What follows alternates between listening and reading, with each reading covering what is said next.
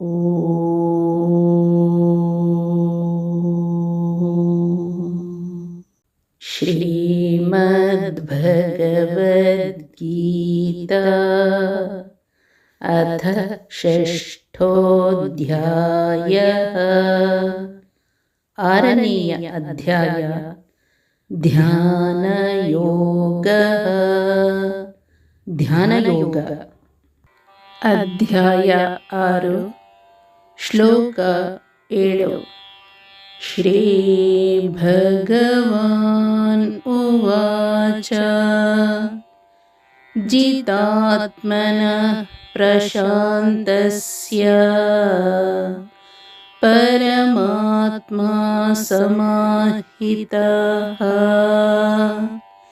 ಶೀತೋಷ್ಣಸುಖದುಃಖೇಷು ತಥಾ ಮಾನಾಪಮಾನಯೋಃ.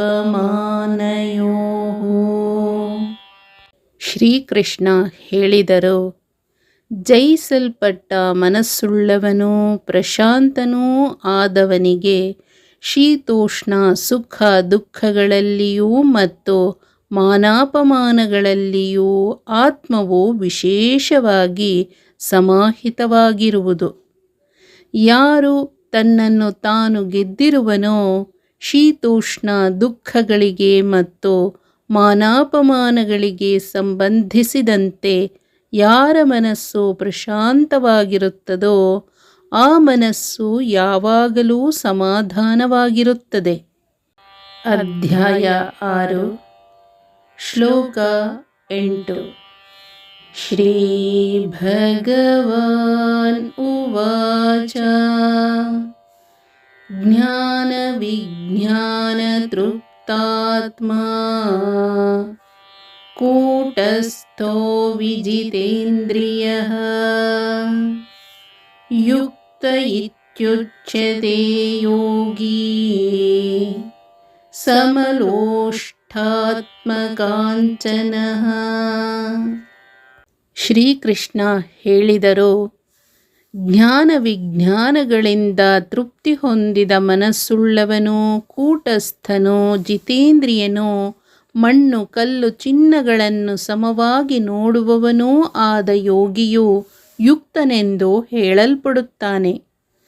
ಜ್ಞಾನ ಹಾಗೂ ಅನುಭವಗಳಿಂದ ತೃಪ್ತನಾಗಿರುವ ಈ ಜಿತೇಂದ್ರಿಯನು ಯೋಗಿಯೆಂದು ಅನ್ನಿಸಿಕೊಳ್ಳುತ್ತಾನೆ.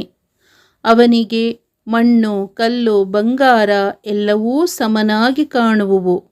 ಬಗೆಯನ್ನು ಅಂದರೆ ಭಕ್ತಿಯಿಂದ ಭಗವಂತನನ್ನು ಗೆಲಿದವನ ವಿಷಯಗಳತ್ತ ಸುಳಿಯದೆ ಭಗವಂತನಲ್ಲೇ ನಲಿದವನ ಬಗೆಯಲ್ಲಿ ಭಗವಂತ ನೆಲೆಗೊಳ್ಳುತ್ತಾನೆ. ಅಂಥವನು ತಂಪು ಬಿಸಿ ಸುಖ ದುಃಖ ಮತ್ತು ಸಮ್ಮಾನ ತಿರಸ್ಕಾರ ಇಂಥ ದ್ವಂದ್ವಗಳಲ್ಲಿ ನಿರ್ವಿಕಾರನಾಗಿ ನಿಲ್ಲಬಲ್ಲವನು. ಭಗವಂತನ ಅರಿವು ಕಾಣ್ಕೆಗಳಿಂದ ಬಗೆದುಂಬಿದವನು, ಇಂದ್ರಿಯಗಳನ್ನು ಹಿಡಿತದಲ್ಲಿಟ್ಟವನು. ಅವನಿಗೆ ಮಣ್ಣು ಕಲ್ಲು ಚಿನ್ನ ಎಲ್ಲ ಒಂದೇ. ಇಂಥ ಯೋಗ ಸಾಧಕನು ಗುರಿ ಸೇರಿದವನು ಎನ್ನಿಸುತ್ತಾನೆ. ಭಕ್ತಿಯಿಂದ ಭಗವಂತನ ಅನುಗ್ರಹ ಪಡೆದಾಗ ಮೊದಲು ಮನಸ್ಸು ಆತನಲ್ಲಿ ನೆಲೆ ನಿಲ್ಲುತ್ತದೆ. ಮನಸ್ಸು ಎಂತಹ ಪ್ರಸಂಗದಲ್ಲೂ ಉದ್ವೇಗಗೊಳ್ಳುವುದಿಲ್ಲ. ಪರಮಾತ್ಮ ಸಮಾಹಿತಃ. ಭಗವಂತ ಅವನ ಹೃದಯದಲ್ಲಿ ಬಂದು ನೆಲೆಸಿಬಿಡುತ್ತಾನೆ. ನಾವು ಬಯಸಿದಾಗ ಆತನ ಅಂತರ್ದರ್ಶನ ಸಾಧ್ಯ. ಈ ರೀತಿ ಭಗವಂತನನ್ನು ಕಾಣುವವರ ಅಪರೋಕ್ಷ ಜ್ಞಾನದ ಪರಿಣಾಮ ಏನು ಎನ್ನುವುದನ್ನು ಇಲ್ಲಿ ಮತ್ತೊಮ್ಮೆ ವಿವರಿಸುತ್ತಾರೆ ಕೃಷ್ಣ. ಮುಖ್ಯವಾಗಿ ಅಪರೋಕ್ಷ ಜ್ಞಾನಿಗಳಿಗೆ ಎಂದೂ ಇಂದ್ರಿಯ ಚಾಪಲ್ಯ ಕಾಡುವುದಿಲ್ಲ. ಅಪಮಾನಕ್ಕೆ ಆತ ಎಂದೂ ಕುಸಿಯುವುದಿಲ್ಲ. ಮಾನಾಪಮಾನ ಆತನಿಗೆ ದೊಡ್ಡ ಸಂಗತಿ ಆಗುವುದಿಲ್ಲ. ಈ ಸ್ಥಿತಿ ತಲುಪಿದವ ಸಿದ್ಧ ಎನಿಸುತ್ತಾನೆ. ಆತ ಎಷ್ಟು ನಿರ್ವಿಕಾರ ಎಂದರೆ ಆತ ಎಲ್ಲವನ್ನೂ ಸಮನಾಗಿ ಕಾಣಲಾರಂಭಿಸುತ್ತಾನೆ. ಧನ ಕನಕ ಎಲ್ಲವೂ ಬೇಡವೆನಿಸಿ ಅದರಿಂದ ದೂರವಿರುತ್ತಾನೆ. ರಾಮಕೃಷ್ಣ ಪರಮಹಂಸರ ಆತ್ಮಕಥೆಯನ್ನು ಓದಿದರೆ ಒಬ್ಬ ಅಪರೋಕ್ಷ ಜ್ಞಾನಿಯ ಮನಸ್ಥಿತಿ ನಮಗೆ ಅರ್ಥವಾಗುತ್ತದೆ. ಮುಂದಿನ ಶ್ಲೋಕದಲ್ಲಿ ಕೃಷ್ಣ ಧ್ಯಾನಕ್ಕೆ ಪೂರ್ವಭಾವಿಯಾಗಿ ಒಬ್ಬ ಯೋಗಿಯ ಮನಸ್ಥಿತಿ ಹೇಗಿರಬೇಕು ಎನ್ನುವ ಬಹಳ ಮಹತ್ವವಾದ ವಿಚಾರವನ್ನು ವಿವರಿಸುತ್ತಾರೆ.